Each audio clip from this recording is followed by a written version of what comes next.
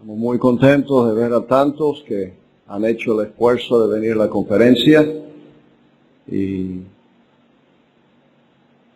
estamos convencidos que el Señor ha ayudado, lo ha hecho posible y esperamos que siga siendo de provecho para todos la palabra que estamos oyendo. Quiero leer en el Evangelio de Juan, primeramente, capítulo 13.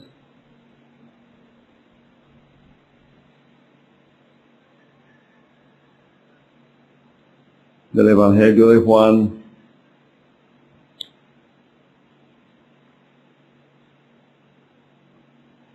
El versículo 26. Juan 13 y 26, respondió Jesús: a quien yo diere el pan mojado, aquel es. Y mojando el pan lo dio a Judas Iscariote, hijo de Simón. Y después del bocado Satanás entró en él.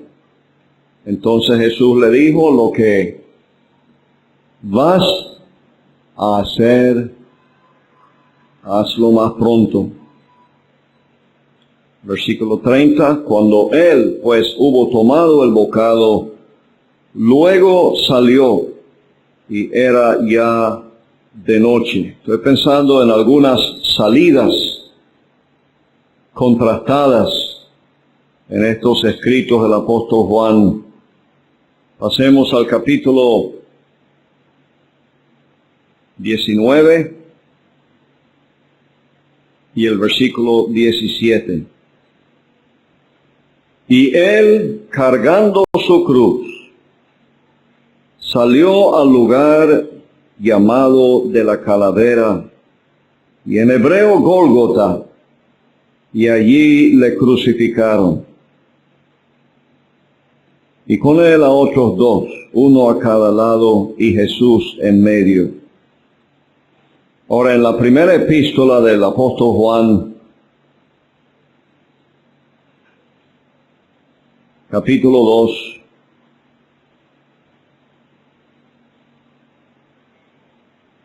versículo 18. Es una palabra que él dirige a los hijitos. Está hablando a los pequeños en la familia de Dios. Una advertencia especial para ellos. Hijitos, ya es el último tiempo, y según vosotros oísteis que el anticristo viene, así ahora han surgido muchos anticristos. Por esto conocemos que es el último tiempo. Salieron de nosotros, pero no eran de nosotros, porque si hubiesen sido de nosotros, habrían permanecido con nosotros, pero salieron para que se manifestase que no todos son de nosotros. Y él sigue exhortándoles, animándoles en cuanto a la importancia de permanecer, en contraste con lo que acababan de salir. Él pide, versículo 24, lo que habéis oído desde el principio, permanezca en vosotros. Si lo que habéis oído desde el principio permanece en vosotros, también vosotros permaneceréis en el Hijo y en el Padre. 27, pero la unción que vosotros recibisteis de Él permanece en vosotros y no tenéis necesidad de que nadie os enseñe. Así como la unción misma os enseña todas las cosas y es verdadera y no es mentira, según ella os ha enseñado, permaneced en Él. Ahora, la segunda, quizás debería leer, en el capítulo 4, versículo 1. Amados, no creáis a todo espíritu, sino probad los espíritus si son de Dios, porque muchos falsos profetas han salido por el mundo. De esto él advierte en la segunda carta del apóstol Juan, él advierte a esta señora elegida.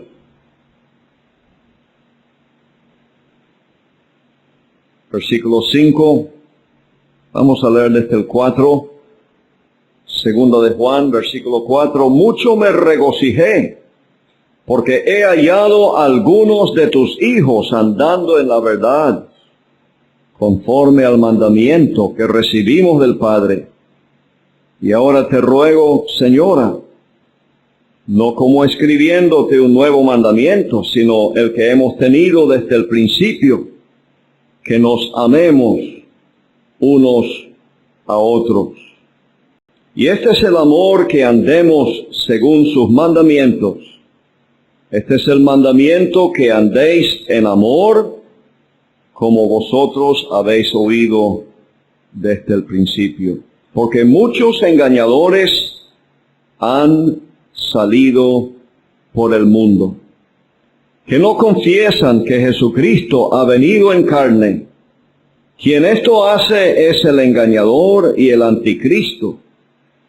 Mirad por vosotros mismos para que no perdáis el fruto de vuestro trabajo, sino que recibáis galardón completo.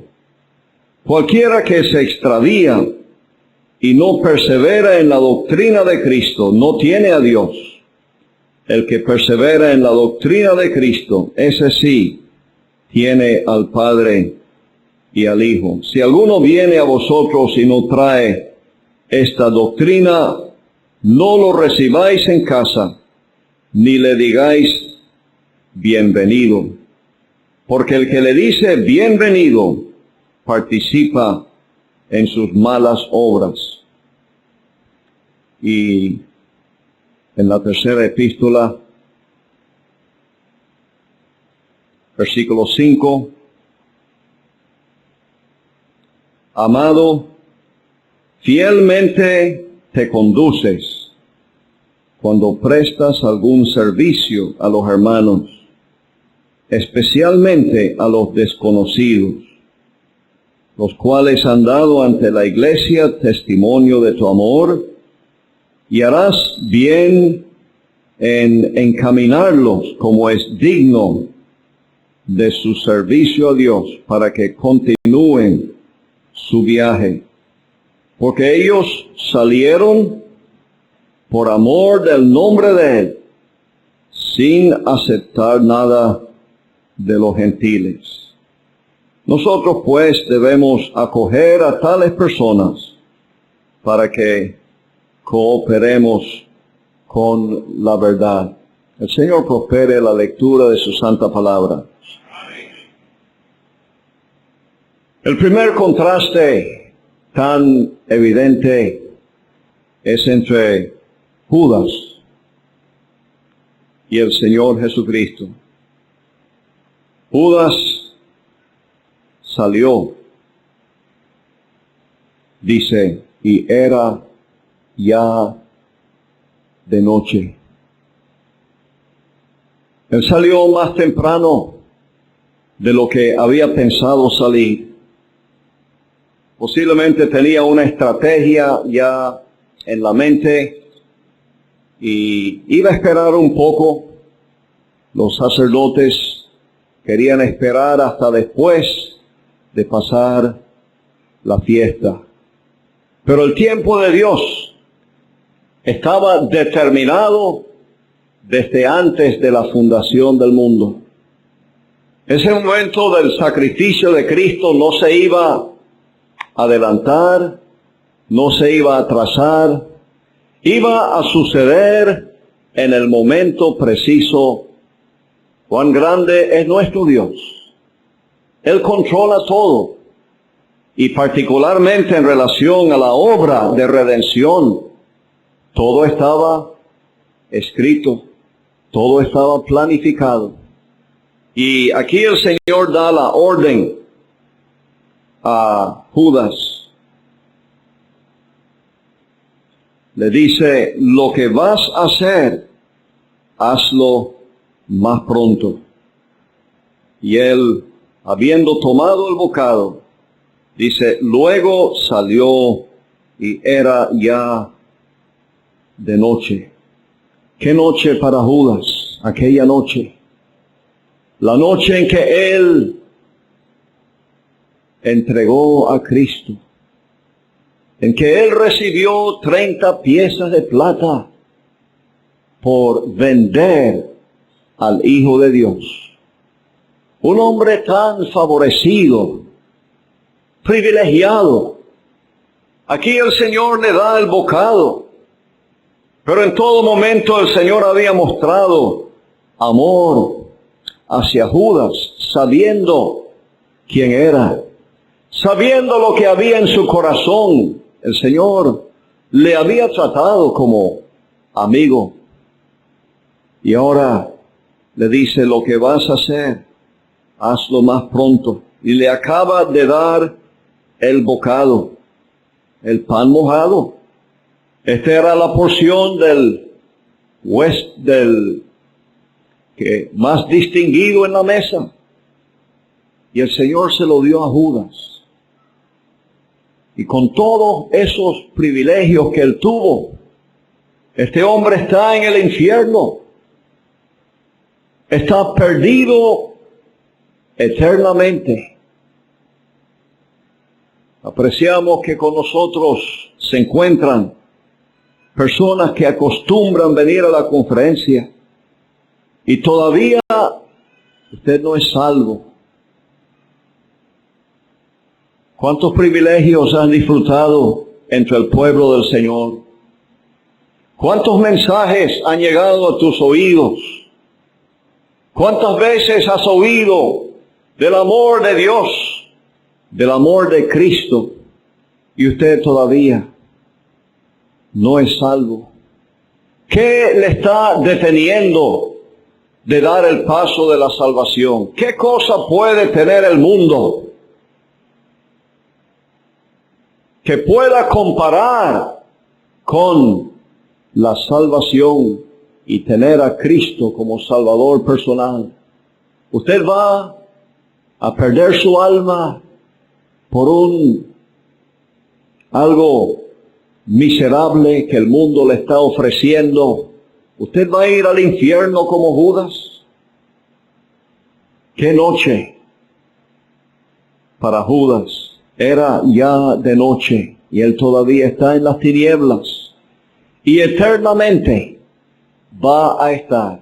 Hemos estado pensando en hijos de padres cristianos que han tenido el privilegio de una Biblia abierta y leída en la casa.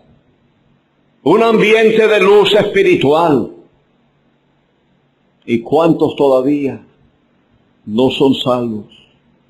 ¿Cuántos padres creyentes aquí con una tremenda preocupación por sus hijos no salvados? Debemos orar por estos que pasaron por la clase bíblica, el colegio evangélico, por una crianza en un ambiente de amor y están todavía sin Cristo. Pero entonces tenemos la salida de nuestro Señor Jesucristo. Y Él, cargando su cruz, salió al lugar llamado de la calavera y en hebreo Gólgota. Él salió cargando su cruz. Oh, hermano, cuánto nos conmueve a los que somos salvos pensar en el amor de Cristo, pensar en cómo Él, siendo el creador de este vasto universo, el que sostiene todas las cosas con la palabra de su poder, como Él estuvo dispuesto, afirmó su rostro y cargando aquella cruz, salió al lugar llamado de la calavera y en hebreo Gólgota. ¿Cuántas veces nos conmueve cantar ese himno? Él salió cargando su cruz, sabiendo todo lo que le esperaba. Le esperaba no solamente el maltrato y la ira y la humillación extrema que los hombres le iban a hacer. Le esperaba el encuentro con un Dios infinitamente santo y justo, quien iba a cargar sobre él el pecado nuestro. Iba a recibir él la ira de Dios. Pero él salió cargando su cruz. Quiero notar el contraste ahora entre algunos que estaban en la asamblea y salieron. Es posible que esto había causado consternación en aquella asamblea. Si era la de Éfeso, no sé. Pero obviamente en un momento reciente salieron de nosotros, pero no eran de nosotros.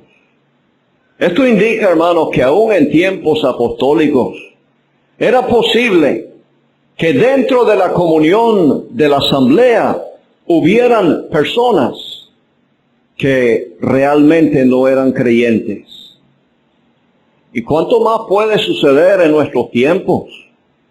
Recibir un creyente a la comunión de la asamblea no es simplemente un protocolo normal que todas veces se cumple. Es algo que debe ser motivo de gran ejercicio.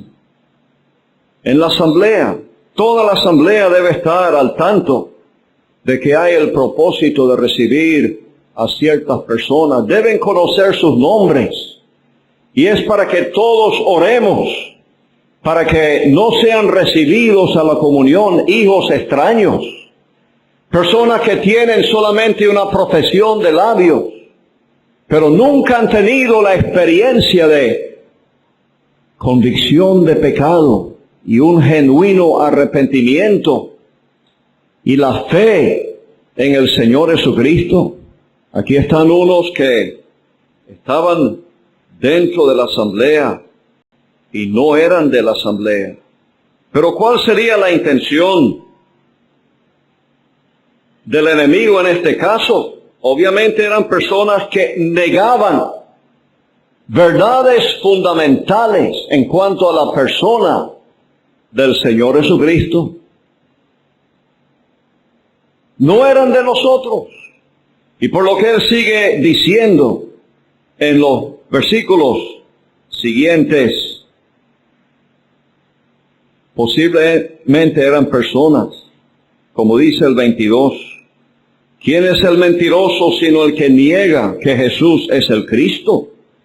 Este es anticristo, el que niega al Padre y al Hijo.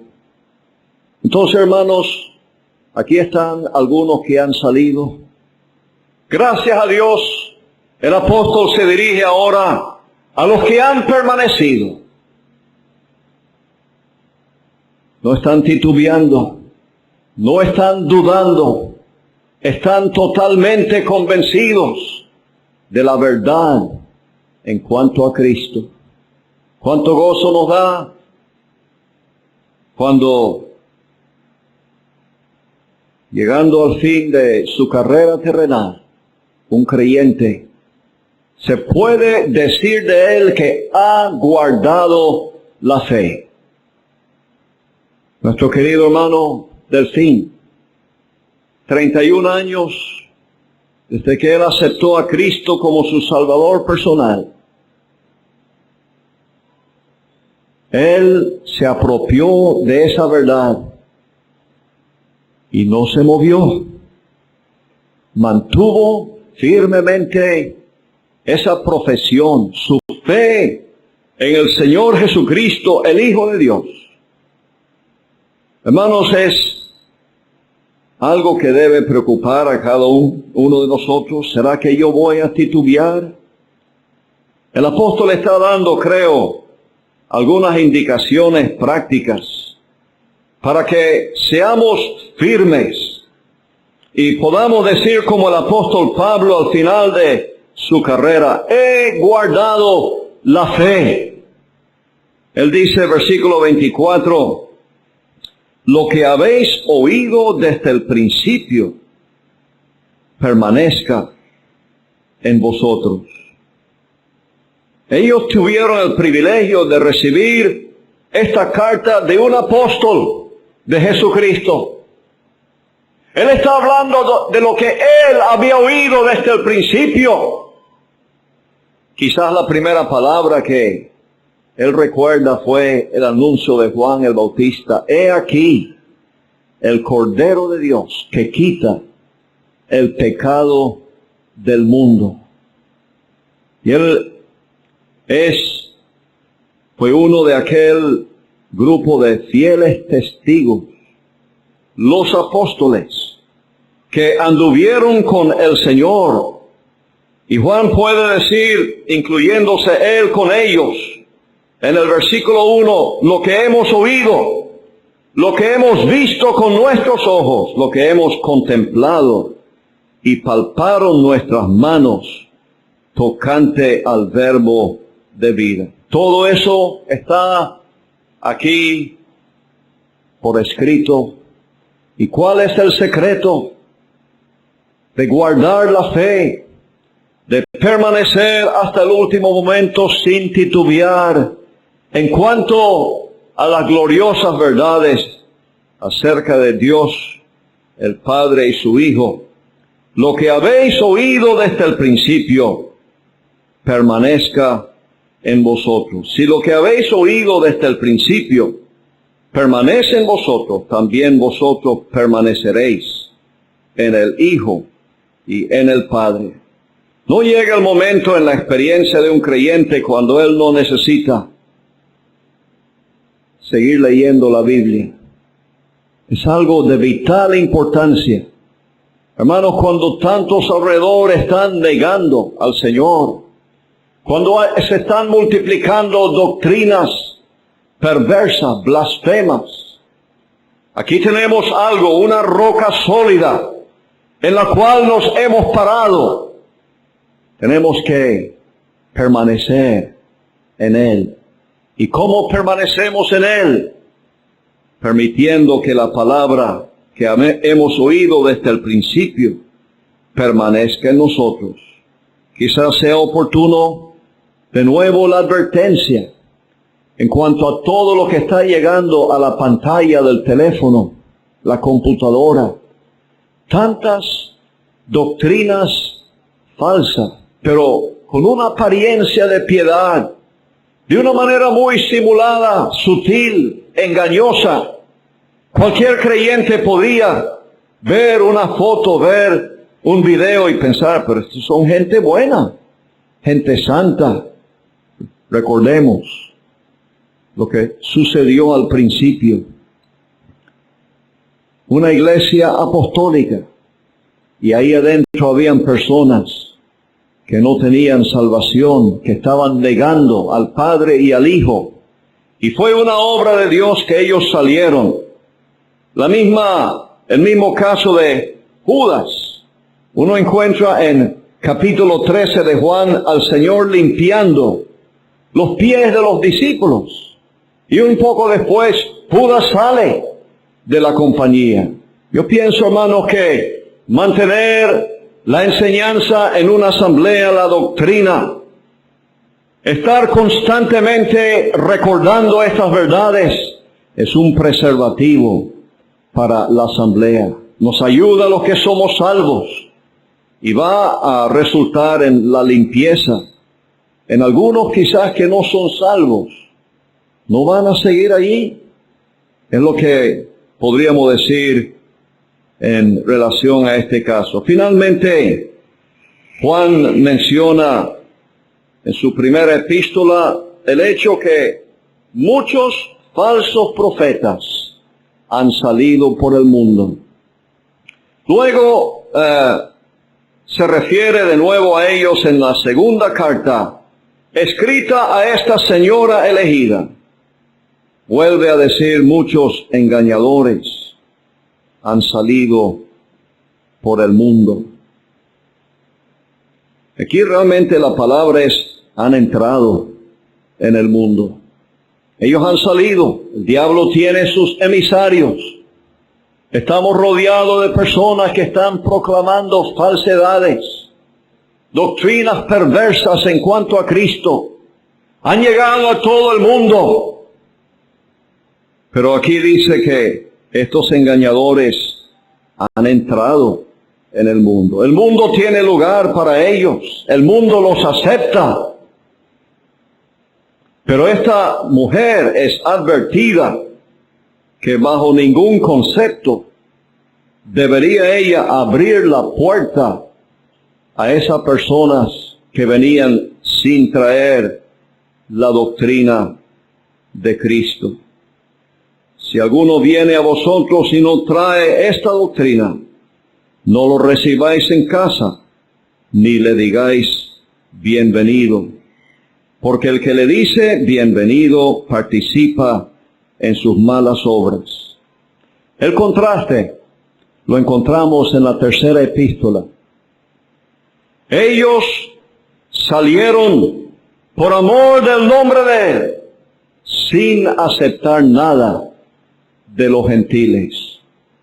Hermanos, qué agradecidos debemos estar por estas palabras que nos muestran cuál era el modelo que seguían las asambleas en esos primeros tiempos de la iglesia. Los apóstoles casi todos se habían ido, pero no se había paralizado la obra de predicar el evangelio. Estaban saliendo, hermanos. El motivo por el nombre de Él.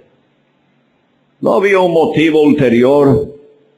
Era por amor, por aprecio a la persona de Cristo. Cada persona salvada debe sentir profundamente la deuda que tiene con los que nos rodean, que no son salvos. Debe haber algo que nos constriñe a pensar en aquellos que como nosotros estábamos antes, están perdidos en sus pecados. Y estas personas, cada uno con su ejercicio personal, habían salido por el nombre. No había ningún otro motivo en su salida. Pero habían salido con el pleno respaldo de la asamblea. El amado Gallo había recibido a alguno de ellos. Habían salido sin tomar nada, sin aceptar nada de los gentiles. Esto es interesante porque, comenzando el libro de los Hechos, vemos que el principio, a lo menos del apóstol Pablo, era ir primero a la sinagoga. Si había una sinagoga en la ciudad, allí él iba. A los judíos primeramente les presentaba el mensaje del evangelio. Pero había llegado el tiempo cuando ya claramente la nación había rechazado ese mensaje. Y ahora se está llevando el evangelio casi totalmente a los gentiles, sin aceptar nada de los gentiles. No es lo que vemos tristemente alrededor, personas supuestamente predicando el evangelio y pidiendo plata de todo el mundo y recibiendo donaciones, sea del gobierno, de cualquier institución, interesados solamente en lo material. Uno que sale por amor del nombre de Él puede depender de la provisión del Señor. No tiene que hacer saber su necesidad a ninguno. Tiene un trono de gracia al cual tiene acceso y no acepta nada de los gentiles, de los que no son salvos. El otro lado del asunto es el que sigue expresando en el versículo 8, nosotros pues debemos acoger a tales personas para que cooperemos con la verdad. Cada creyente debe tener un supremo interés en que la verdad llegue a los lugares más distantes. Hemos oído de Colombia, un país con una población tan grande y tan pocos obreros. Debemos estar orando, hermanos, como oíamos al principio, por la mies y rogando al Señor de la mies que Él envíe obreros a su mies. Y si algunos, guiados por el Señor, pueden salir a llevar el Evangelio a estas personas, cae sobre los demás, sobre nosotros la responsabilidad de acoger a tales personas y así cooperar con la verdad. El Señor nos ayude y bendiga su palabra.